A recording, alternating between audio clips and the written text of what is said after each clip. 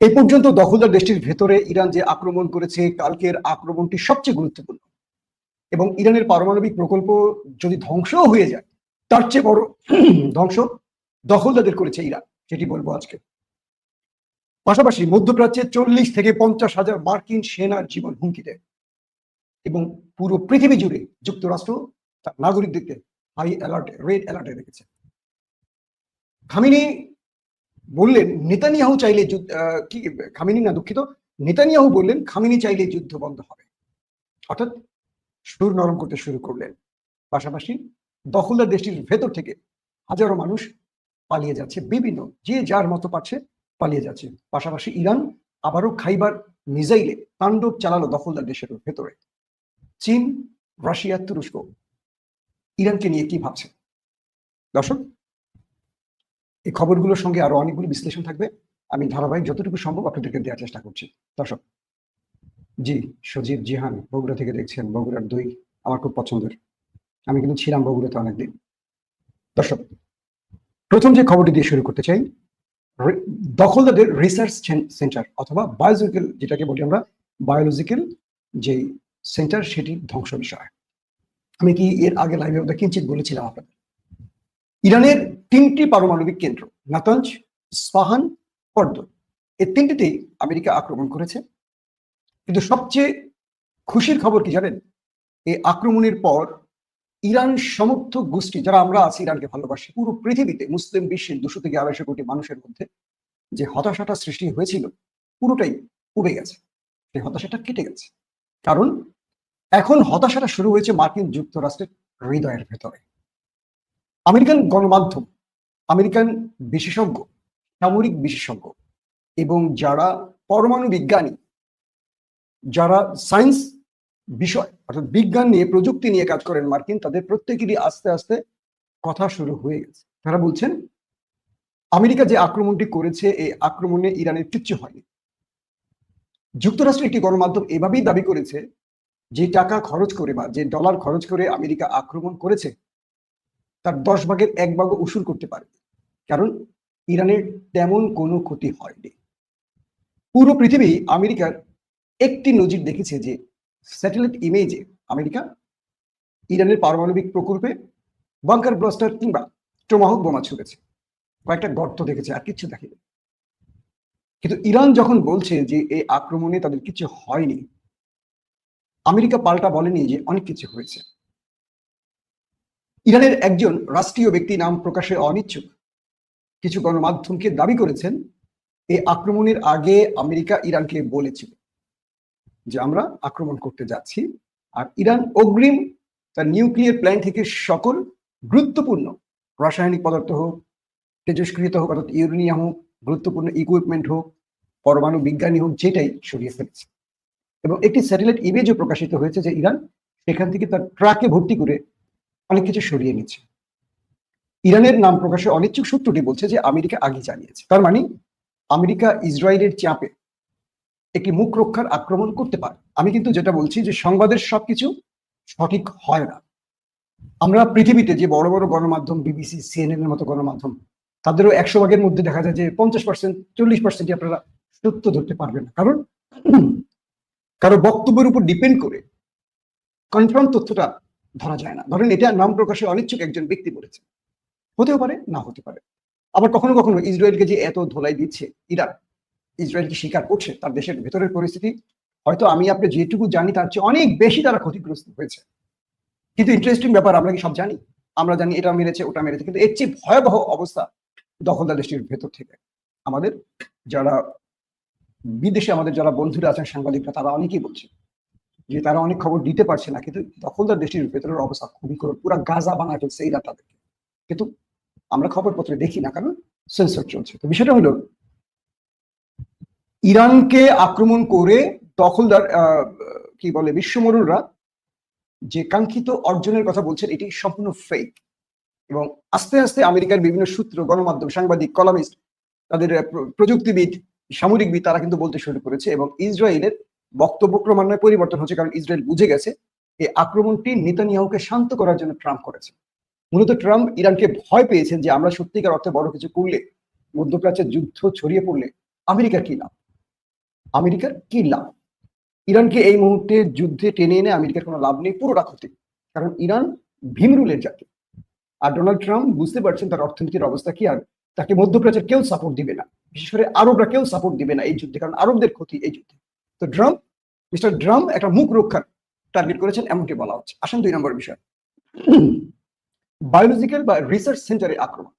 কালকে ইরান খুব নিখুঁতভাবে তার শক্তিশালী ভয়ঙ্কর মিসাইল দিয়ে দখলদারদের বায়োলজিক্যাল রিসার্চ সেন্টারে আক্রমণ করছে। আসলে এটা কি, এটা একটু জানতে হবে আপনাদের। নেতানিয়াহু বলেছে যে আমাদের কি বলে বায়োলজিক্যাল রিসার্চ সেন্টারে আক্রমণ, এটি মানে মানবিকতার বাইরে চলে গেছে।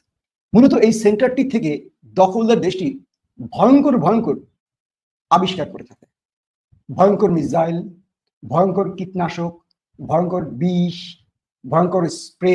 অর্থাৎ মোসাদ পুরো পৃথিবীতে যে গুপ্ত হত্যা চালায়, যে অস্ত্রগুলো ব্যবহার করে, স্বয়ংক্রিয় machine gun, robotic machine gun, ওই যে মহসিন ফখরে যাদের মতো পরমাণু বিজ্ঞানীদের হত্যা করতে অনেক রকম কি বলবো রোবোটিক মেশিন গান ব্যবহার করেছে, তার গাড়ির সাথে সেট করা অটোমেটিক তাকে টার্গেট করে গুলি করেছে, তার স্ত্রীকে গুলি করেনি, মেশিনটাকে মহসিন ফখরে যাদের বুকের মধ্যে মাথার মধ্যে গুলি করেছে। এই যে মোসাদে পুরো পৃথিবীতে গুপ্ত হত্যার জন্য যে ভয়ঙ্কর মিশনগুলো, এটার প্রযুক্তি বা এটার যা প্রয়োজন বা পরিকল্পনা এখান থেকে হয়। ধরেন প্যালেস্টাইনি এক যুবক পালিয়ে গেছে তুরস্কে, পালিয়ে গেছে মিশরে, পালিয়ে গেছে মালয়েশিয়াতে, সেখানে সে কি করছে এবং তাকে হত্যা করতে কি কি পরিকল্পনা করতে হবে, কি কি প্রযুক্তি ব্যবহার করতে হবে, তার শরীরে কিভাবে বিষ প্রয়োগ করতে হবে, তার নাকের সামনে কোন স্প্রেটা দিলে সে 7 দিন পরে মরে যাবে, তাকে কি করে হার্ট অ্যাটাক করানো যাবে, তার মস্তিষ্কে কি করে ভয়ঙ্কর কোনো কিছু দিয়ে তাকে পাগল করা যায়, তার শরীরে ক্যান্সার তৈরি করা যাবে কিভাবে, এই যে ভয়ঙ্কর ব্যাপারগুলো এখান থেকে তৈরি করতো এই দখলদার দেশটি। প্লাস কোন টাইপের অস্ত্র মানুষকে গোপনে হত্যা করতে পারে, কোন টাইপের অস্ত্র দিয়ে মানুষের মানে এক গুলিতে শেষ করা যাবে, এই যে নানান রকম পুরো পৃথিবীতে তারা যে আমেরিকা বা ব্রিটেন বা বড় বড় উন্নত দেশকেও যে কাবু করে রেখেছে ইসরায়েল, তাদের একটা আতঙ্ক দিয়ে এই কাজগুলো এই রিসার্চ সেন্টারে করে থাকতো দখলদাররা। আমি এটা নিয়ে যতটুকু ঘেটেছি আমি দেখলাম যে এমনও হয়েছে, তারা ফিলিস্তিনের এক যুবক, সে অস্ত্রের উপর অর্থাৎ সে হামাস বা আল কাসামের হয়ে কাজ করতেন, তো তিনি তার দেশের মধ্যে হুমকিতে ছিলেন তাকে মেরে ফেলবে, এই জন্য তিনি বাইরে গেছেন এবং সেখান থেকে প্রযুক্তির উপর পড়াশোনা করছিলেন কি করে এটা দিয়ে এই যে হামাসদের এখন 105 বানাচ্ছি বা বিভিন্ন বিস্ফোরক বানাচ্ছে যেগুলো দিয়ে দখলদারদের প্রতিহত করছে, এই হামাসের কিছু মেধাবী যুবকরা এগুলো নিজেরা তৈরি করছে এই অস্ত্রগুলো। এরকম একটা ছেলের আমি স্টোরি পড়লাম যে একে টার্গেট করছে মোসাদ এবং সে কোনো একটি মানে দূর দেশে পালিয়ে গেছে বাঁচার জন্য, সেখানে মোসাদ চলে গেছে এবং মোসাদের সেই এজেন্ট তাকে একটা বড় অফার দিয়ে তার সাথে কথা বলতেছিল। ওই সময় সে একটা পারফিউম ব্যবহার করছে, পারফিউম জাস্ট হাতের মধ্যে একটা পারফিউম বা একটা স্প্রে করে তার সাথে হ্যান্ডশেক করেছে। এই হ্যান্ডশেকের পর তার হাতে ওই মেডিসিনটা চলে গেছে ওই যে ফিলিস্তিনের যুবকের, দেখা গেছে সেটা হয়তো সে কখনো এরকম মুখে হাত দিয়েছে, এখান থেকে তার নিঃশ্বাসে চলে গেছে, 7 দিন পর হার্ট অ্যাটাকে মারা গেছে। এরকম বহু স্টোরি আছে। তো এই বায়োলজিক্যাল রিসার্চ সেন্টারের যেই কথাটি আমরা বলছি, এখান থেকে পুরো পৃথিবীকে কাবু করার জন্য দখলদার দেশটি তার নানান রকম প্রযুক্তি, অস্ত্র, তারপর বিষ, কোন বিষে মানুষকে মেরে ফেলতে পারে, কিভাবে করা যায়, এই যে পরিকল্পনাগুলো সব তৈরি করতো এখানে। এবং এখানে ভয়ঙ্কর ভয়ঙ্কর জিনিসপত্র ছিল দখলদার দেশটির। এবং এই সেন্টারটাকে ইরান কালকে মিসাইল অ্যাটাক করে পুরোটাই গুড়িয়ে দিয়েছে, একদম ছাতু বানায় ফেলেছে। এবং তাদের যে ভয়ঙ্কর জিনিসপত্র তাদের যে ল্যাবে ছিল, তারা যা যা তৈরি করেছে বিগত 50-60 বছর ধরে সব ধ্বংস করে দিয়েছে ইসরায়েল। এবং যারা সেখানে উদ্ধার কাজে গেছে তাদেরকে মাস্ক, তারপর তাদেরকে বিভিন্ন অ্যাপ্রন পরিয়ে, মানে তাদেরকে খুব সতর্কভাবে সেখানে যেতে হয়েছে, কারণ এগুলো তো ছড়িয়ে ছিটিয়ে গেছে বিস্ফোরণের কারণে।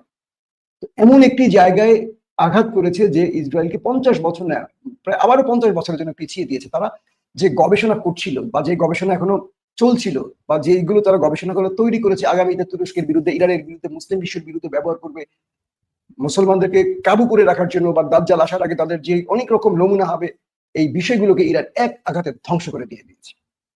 এটি নিয়ে তাদের এখন কান্নাকাটি শুরু হয়ে গেছে। এটি নিয়ে আরো ডিটেল বলবো পরে অন্য একটা আলোচনায়।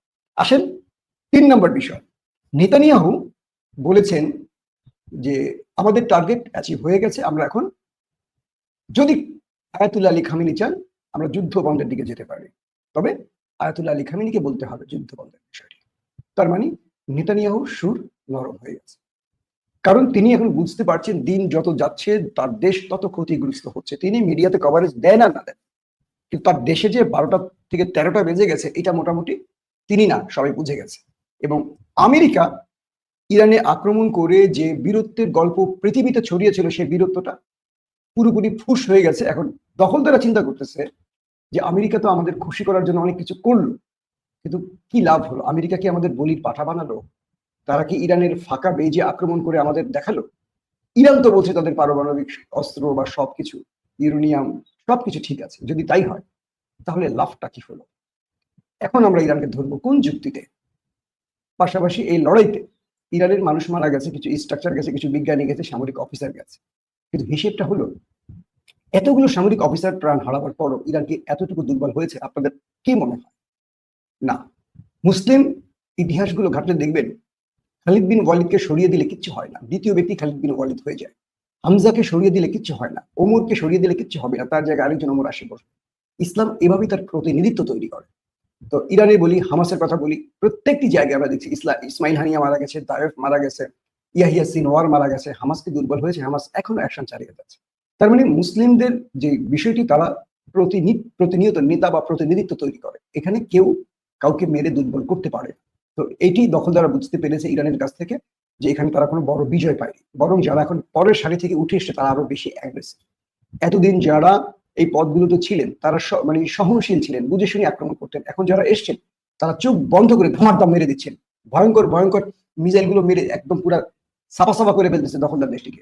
তার মানে আল্লাহ যা করেন এটা আমাদের জন্য অবশ্যই শ্রেষ্ঠটাই করেন। আল্লাহর পরিকল্পনা শ্রেষ্ঠ পরিকল্পনা। আসেন,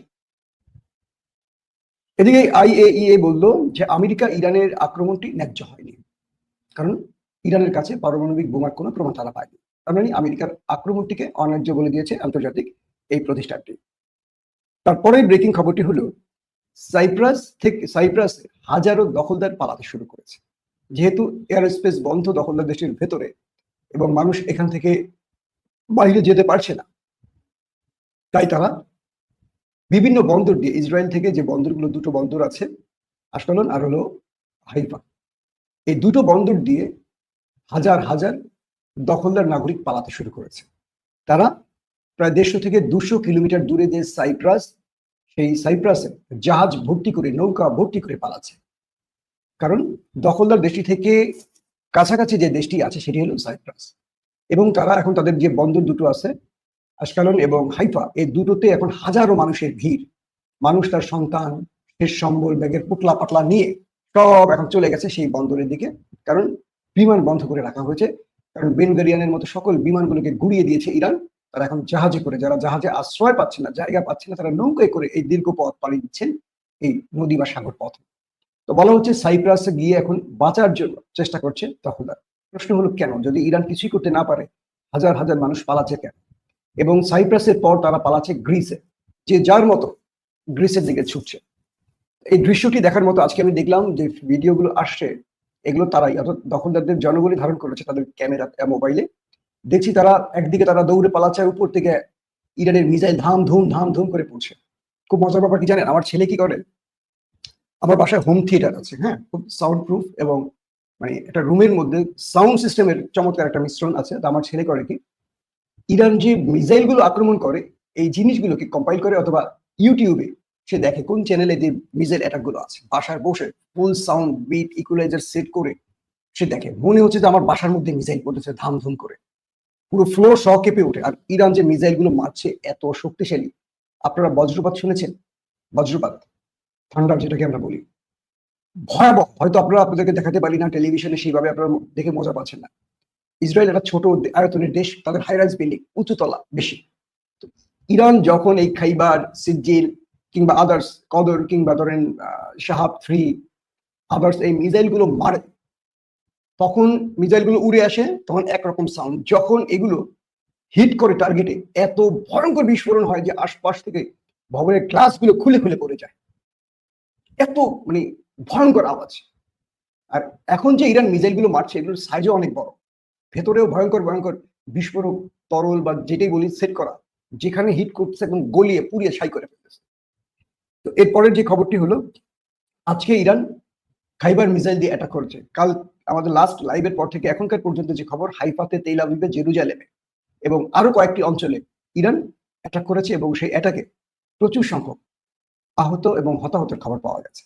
এবং ইরান যে আক্রমণগুলো করছে, আপনারা অনেকেই প্রশ্ন করেন যে হতাহতের সংখ্যা কম কেন? দুটো কারণ আছে। এক, হতাহতের সঠিক সংখ্যা দখলদাররা বলছে না, আর ইরান সেখানে গিয়ে গুনে গুনে দেখছে না। দুই, ইরান তাদের সাধারণ জনগণের যে তাদের সামরিক বাহিনীর সদস্যদের, গোয়েন্দা বাহিনীর সদস্যদের যারা গাজার উপর টর্চার করছে, যারা ইরানে আক্রমণের মূল কারিগর, এদেরকে টার্গেট করছে। সাধারণ মানুষকে মেরে লাভ নেই, কারণ এই দেশটির মধ্যে প্রচুর মুসলিম আছে, এই দেশটির মধ্যে প্রচুর মানুষ আছে যারা যুদ্ধ বিগ্রহ পছন্দ করে না। তো তাদেরকে মেরে তো লাভ নেই, তাদের ঘৃণা অর্জন করতে লাভ নেই। তো মুসলিমদের বিষয়টা এরকমই হবে, ওদের আর আমাদের মধ্যে পার্থক্যটা এখানে। কিন্তু সংখ্যা এখন পর্যন্ত ইরানের চেয়ে ওদের নিহত সংখ্যা বেশি হবে, কিন্তু ওরা সেটা বলছে না। তো আজকেও ইরান ব্যাপক ব্যাপক খেলা দেখিয়েছে, দখলদার বাহিনীকে খেলা চলছে। তো সবচেয়ে ইন্টারেস্টিং যে খবরটি আমি এখন দেব সেটি হলো মধ্যপ্রাচ্য নিয়ে যে খবরটি আজকের মূল টার্গেট। এগুলো ডেলি ইভেন্ট দিলাম। আমেরিকা তার সকল নাগরিককে পুরো পৃথিবীতে, শুধু মধ্যপ্রাচ্যে না, পুরো পৃথিবীতে সর্বোচ্চ সতর্কতা জারি করেছে। মধ্যপ্রাচ্যের সৌদি আরব, বাহরাইন, কাতার, কুয়েত, আরব আমিরাত সহ প্রতিটি দেশে, আরব দেশ মানে সেই দেশের সরকারগুলো তার দেশের জনগণকে, যুক্তরাষ্ট্রের জনগণকে, পশ্চিমা দুনিয়ার জনগণকে, ইভেন আরবের জনগণকে সর্বোচ্চ সতর্ক করেছে। সৌদি আরব থেকে বলা হয়েছে, কাতার থেকে বলা হয়েছে, কুয়েত থেকে বলা হয়েছে, আরব আমিরাত থেকে বলা হয়েছে, বাহরাইন থেকে বলা হয়েছে, কেউ ঘর থেকে বেরোবেন না প্রয়োজন ব্যতীত। প্রয়োজন হলেও সেটাও সরকারি ওয়েবসাইটগুলো চেক করে বেরোবেন। যে যার মতো পারেন ঘরে থাকবেন, নিরাপদে থাকবেন, সড়কে চলাচল কম করবেন।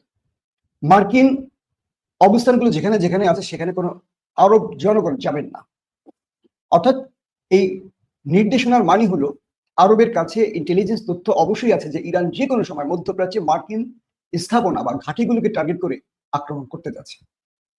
এবং বলা হচ্ছে মধ্যপ্রাচ্যে 40 থেকে 50 হাজার মার্কিন সেনা রয়েছে, তাদেরকে ইরান টার্গেট করতে পারে।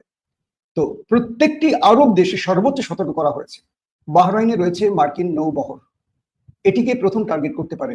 তবে কয়েকটি সূত্র দাবি করছে ইরান, রাশিয়া এবং চীন ও তুরস্কের সাথে যে বৈঠকগুলো করছে, সে বৈঠকে যে সিদ্ধান্তগুলো আসছে সেগুলো একটু ভিন্ন রকম। অর্থাৎ ইরান চাইছে তার প্রক্সি ব্যবহার করতে আমেরিকার বিরুদ্ধে, কারণ আমেরিকাকে এই মুহূর্তে টেনে আনতে চাইছে না, কারণ দখলদারদেরকে আগে তারা শেষ করতে চায়, মানে দখলদারদেরকে আগে দমাতে চায়।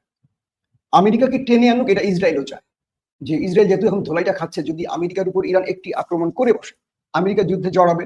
আমেরিকা যুদ্ধে জড়ালে আমেরিকাকে সামলাবে ইরান নাকি তখন